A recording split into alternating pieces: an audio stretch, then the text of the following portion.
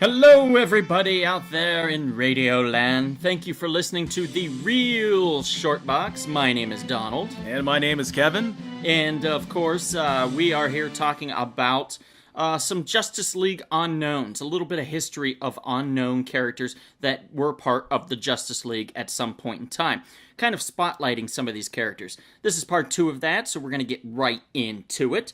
I'm going to start with the Injustice League International, which later they tried to make into the Justice League Antarctica. Yes, that was a thing, guys. It happened. The second Injustice League was created by artist Keith Giffen during his run on the Justice League International comic book. It was composed of Cluemaster, Major Disaster, Clock King, Big Sur, Multi-Man, and the Mighty Bruce.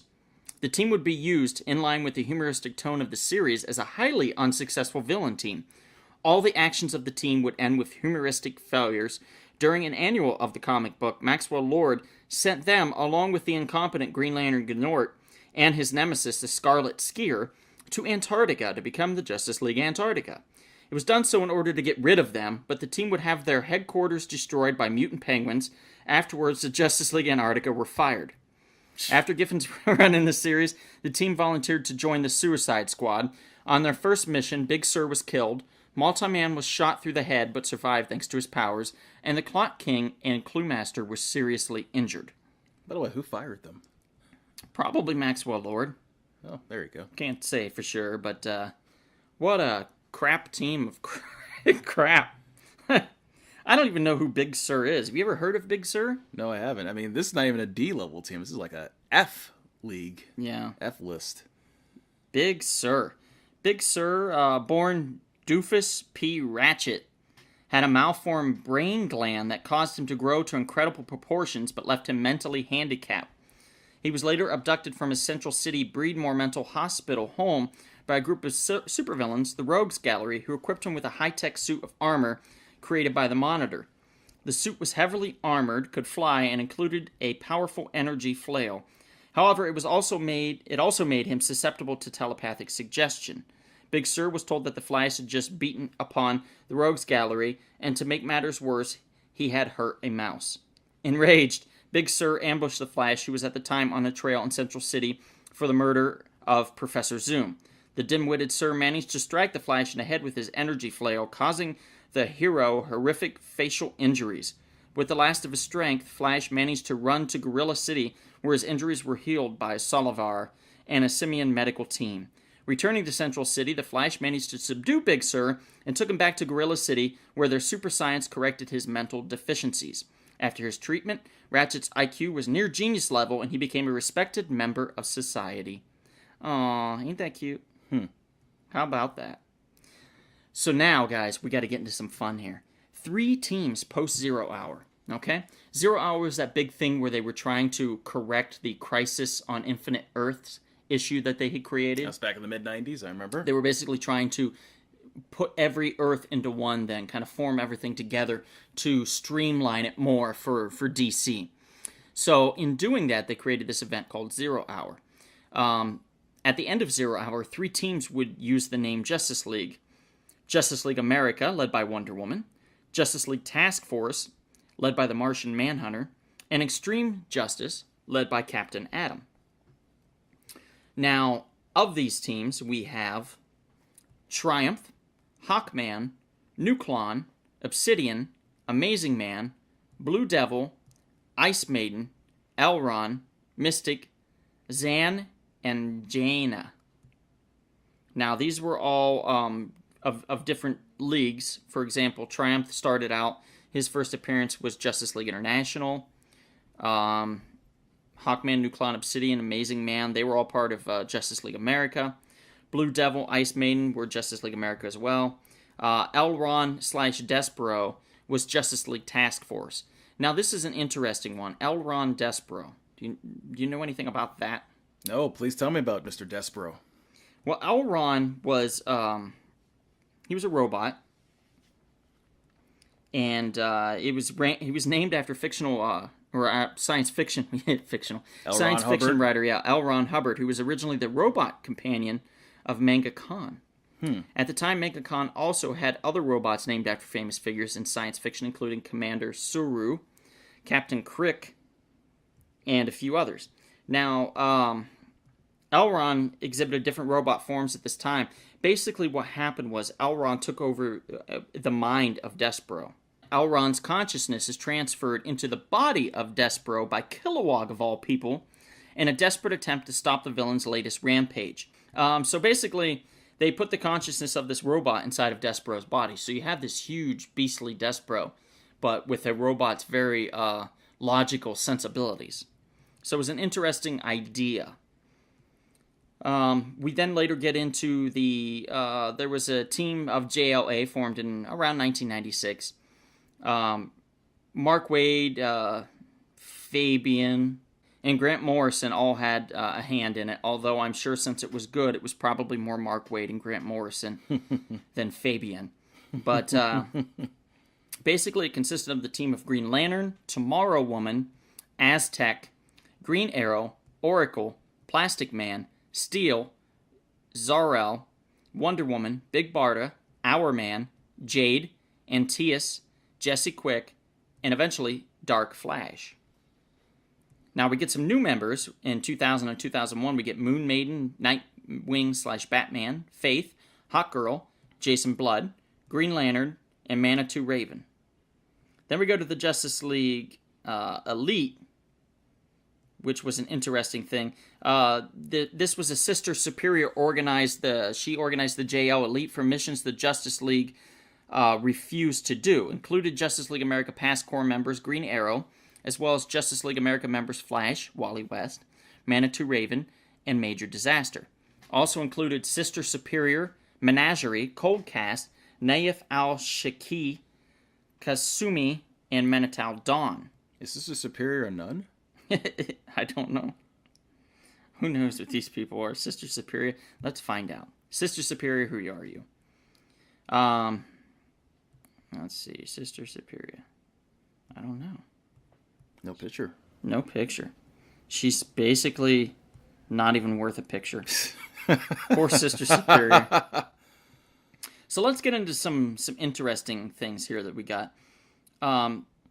James Robinson did a miniseries called Cry for Justice. And in that, the Justice League consisted of characters such as Oliver Queen, Ray Palmer, Hal Jordan, who formed the team, Supergirl, Starman, which is Mikal Thomas, that's Starman, Kongorilla, believe it or not, Guardian, Monel, Donna Troy, Cyborg, and Starfire. So an interesting team, definitely, to be established out of that. And it plucked a couple of old new Teen Titans. Yeah. And then we're going in as we're leading into more Justice Leagues and stuff, but I think it's going to be ultimately leading up to one of your favorites. Yes, Justice League Dark. Mm-hmm. Who deal with the mystical elements, the dark arts. Yeah. In the dark world of the DC Universe.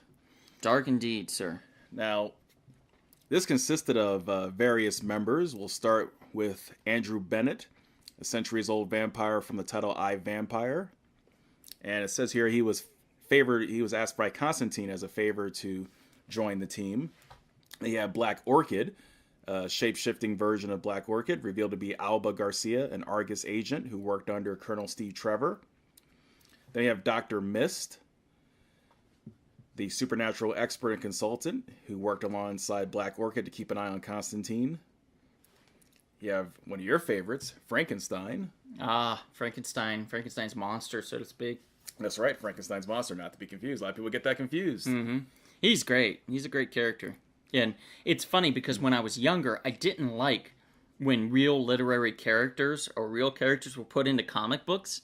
It always bothered me. Bother you? So Dracula in the comics would bother you? Yeah, I was like, no. He's not a comic book character. So Werewolf Man? He's not somebody that was he came outside as something else. How dare you sully the good name of comic books by bringing that? Yeah, I was a little silly when I was a kid. And now you kill yourself looking for Werewolf by Night and Tomb of Dracula. Well, I used to. Frankenstein. I have the first Werewolf by Night, and I have the first Tomb of Dracula. Thankfully, those are still Frankenstein. somewhat obtainable. The first Frankenstein, I'm not sure if I have that or not. I might. I just don't remember, to be honest. Okay, But some good characters. that's true. Another one I know you enjoy. I know you love this character a lot. John Constantine, Love me some John Constantine. master musician. I said musician. I said He musician. plays the sax. Magician. There we go. That's a little better. And of course, he, I believe he started in the good old vertical title Hellblazer.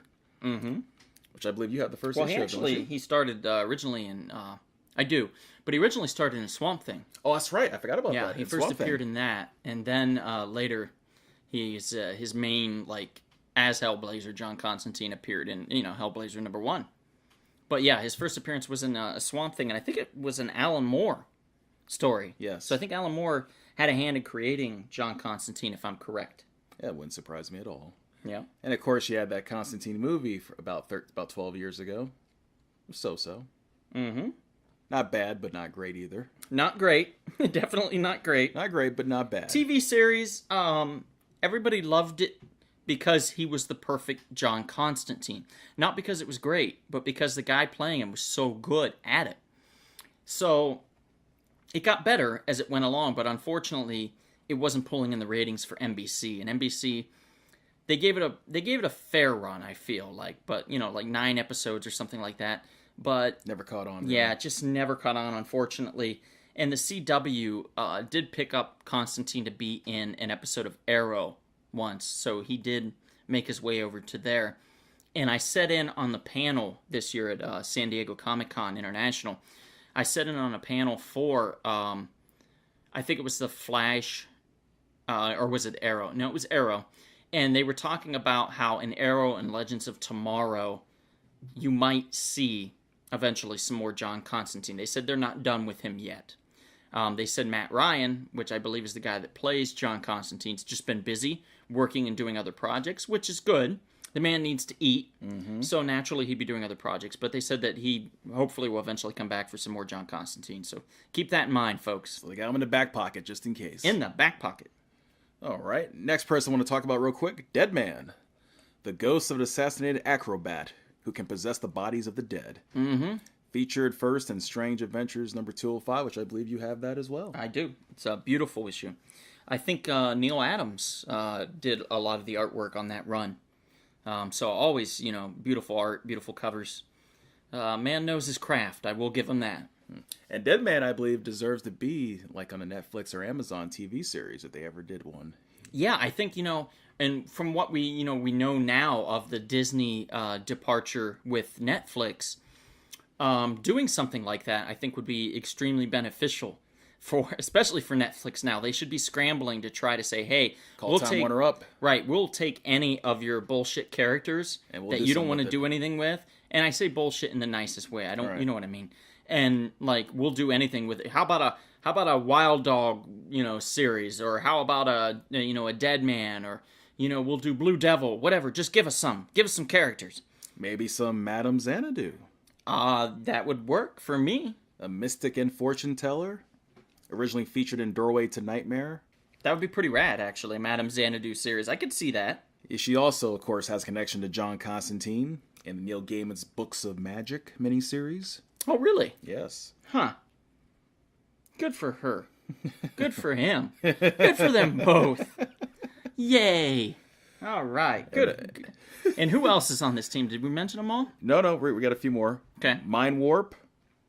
Original character created by Peter Milligan for Flashpoint. Interesting. Okay. Jay Yun is a man who possesses the powers of telepathy and astral projection. He may be aware of the fourth wall, as evidenced by his reading Peter Milligan's Secret 7 miniseries and the Flashpoint title, Dead Man and the Flying Graysons. Interesting. Yes. So basically DC's Deadpool, Yes, In a way. In a way. which is funny because Deadpool is Marvel's Deathstroke. So it's, full circle there. And then we have Nightmare Nurse, The best. Pandora. Then we have the Phantom Stranger, Phantom Stranger. That's a good one. Princess Amaya of House Amethyst. Your boy Shade the Changing Man, created by Steve Ditko. Nice. Yeah, I like Shade the Changing Man. He's a cool guy. reality manipulation and morphing kind of thing, you know, make you basically you're sitting on a chair, will make you think you're sitting on a pile of rattlesnakes. You know what I mean? It's like I can really mess with you. F you up for life. You know what I mean? And then some. And then some, yeah. And then, of course, probably my personal favorite member of the team, Swamp Thing. And I know you love some Swamp Thing. I know you and I have been trying to get our hands on that House of Mysteries number 92. Oh, yeah. Which is hard to find. Well, no, sorry, not really hard to find, but it's expensive, it's expensive guys. to purchase. It's expensive. Basically, we're going to maybe have to Wonder Twin our power, put our hands together, and form enough money to buy one issue. or just better, just don't pay rent for a month and see if you can get away with it and go get the book. Oh, yeah, that's a good idea. Yeah, you try it first. Okay. And they gave me the 30 days notice. And then you'd be like, I don't know what happened, I'll say, hey, how's this? Oh, no, what happened? Hey, excuse me, can you take this house as a payment right here? This House of Mysteries number 92? It's raining and you're holding it over your head to block the rain. You're like sleeping on it as a pillow. You're wearing it for clothing. I don't know how that works, but you just are. It's really weird. Really weird. Okay, and the last two people on this team is Zatanna and Zariel, an angel who is a guardian of heaven. Created by, wasn't it Grant Morrison as well? I believe so. Yeah, he created him and tried to get him in his own series and spin that off along with Aztec, what was it, Aztec, the something man. Something man. Yeah, I can't remember what it was, but I could see you naming your kids Zariel. Yeah, all those kids I'm having. Yep. None that I know of. Anyway, with that, I think we're going to end our unknowns. Basically, because it dives into the more current Justice League members, and probably a lot of people that are listening to this already know those guys. So, just a little bit of history on the past. So, please, like us on Instagram, follow us, like us on Facebook, and follow us there. YouTube. Follow us on YouTube. Follow us on Twitter. Check us out on iTunes and subscribe to that if you would, pretty please. And if you get some time, maybe stop on by someplace, because we'll see you at the comic shop.